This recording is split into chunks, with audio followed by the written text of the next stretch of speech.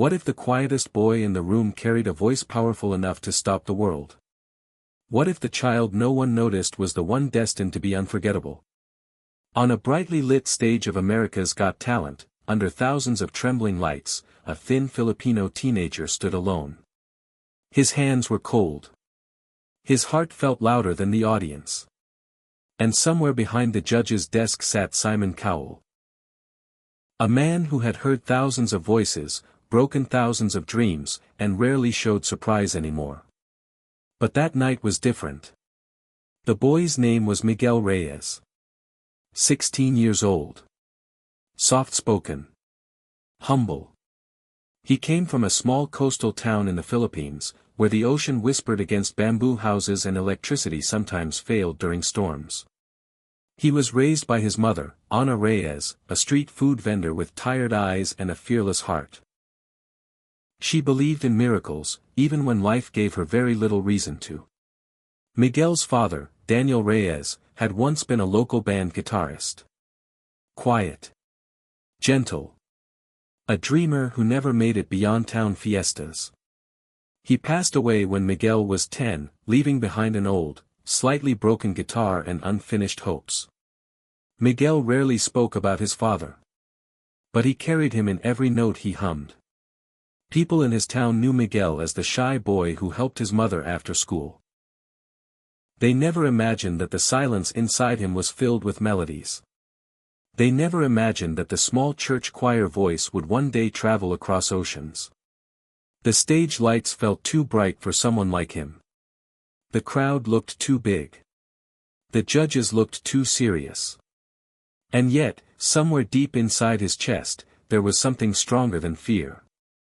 Something inherited. Something waiting. Would his voice tremble and disappear like so many before him? Or would it rise high enough to freeze a man who never seemed surprised? That night, the world was about to find out. Miguel Reyes had always been the kind of boy people overlooked. He was not the tallest in class. Not the loudest. Not the one who demanded attention. He preferred corners. Window seats. The back row of crowded jeepneys where he could watch the world quietly pass by. At 16, Miguel carried himself with a softness that came from growing up too fast. After his father's death, childhood slowly slipped through his fingers. He learned how to count coins before he learned how to dream big. He woke up before sunrise to help his mother prepare food for her small stall near the bus terminal. The smell of fried bananas and rice cakes became part of his mornings. School came after that. Homework came at night. And somewhere between exhaustion and responsibility, music became his secret refuge. Miguel had a habit of humming when he was nervous. Soft melodies escaped him while washing dishes, while sweeping the floor, even while standing in line at the market. He did not notice he was doing it. It was as natural as breathing.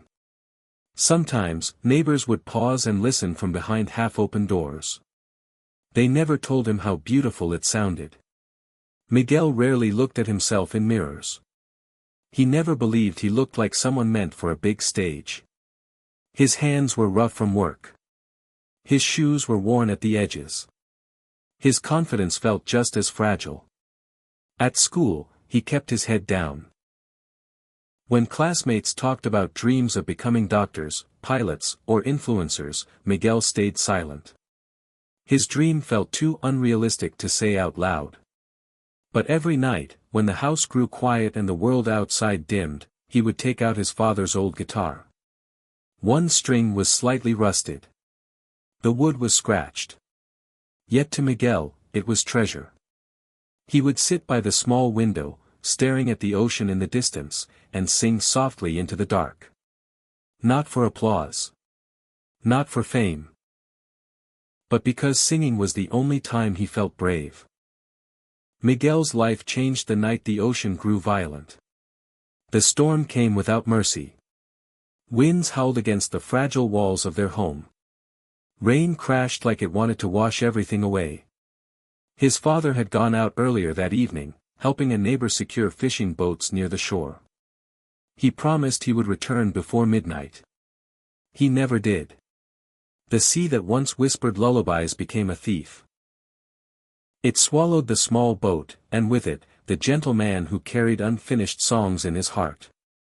For days, Miguel sat by the window, staring at the horizon. He waited for a miracle that never came. He listened for footsteps that would never echo again on their wooden floor. At 10 years old, he learned what silence truly meant. The house felt heavier after that. His mother tried to stay strong, but grief left shadows under her eyes. The laughter that once filled their small kitchen faded into careful quietness.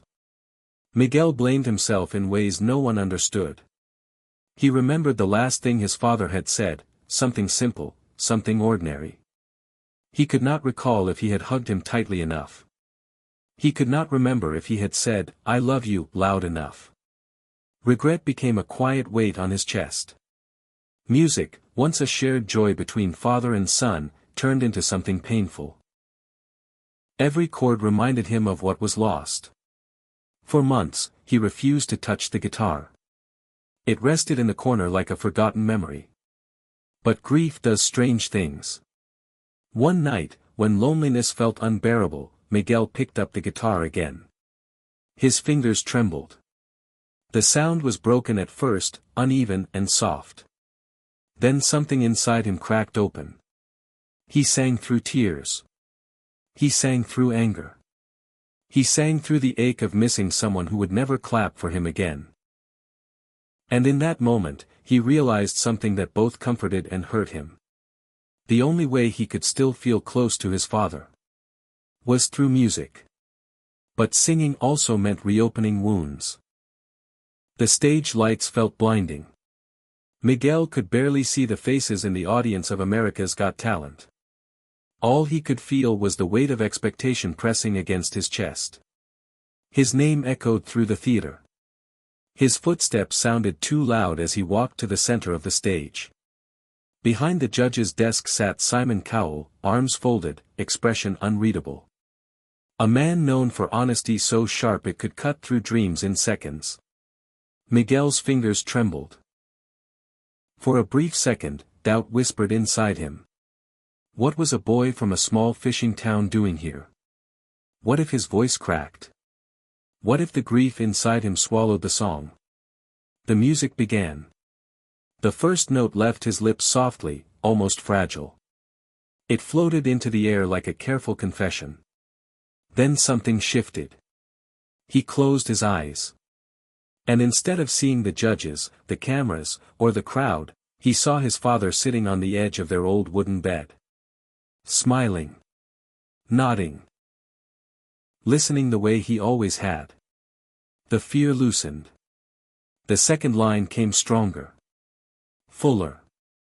By the time the chorus arrived, the theater no longer felt like a battlefield.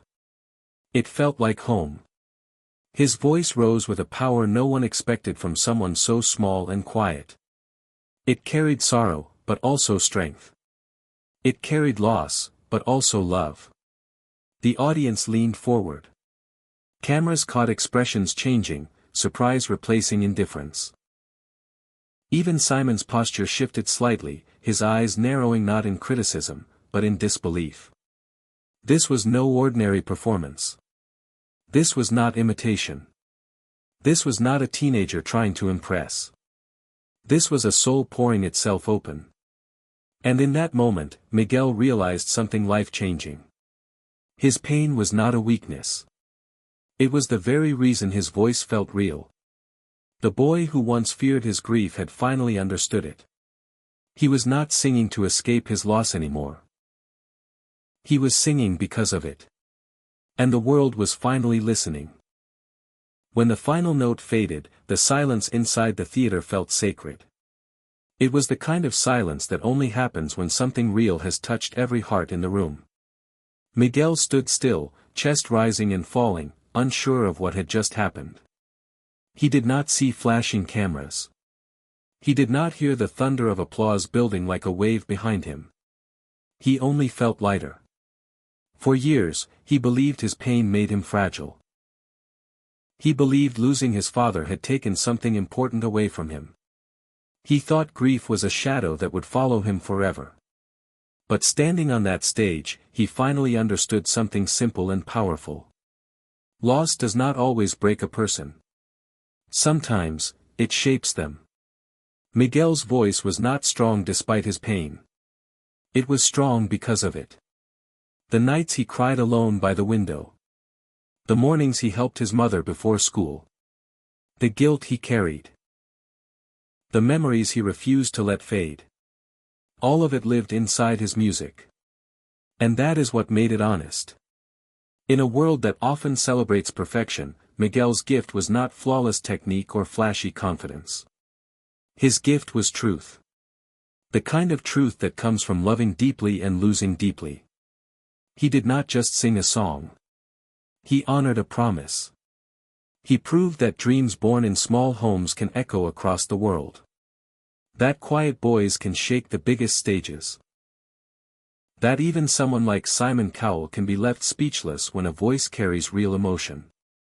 But the greatest victory was not applause. It was healing.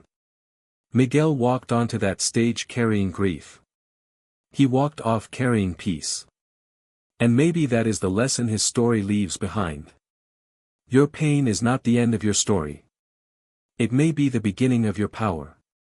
Because sometimes, the very thing that breaks your heart is the same thing that teaches it how to sing.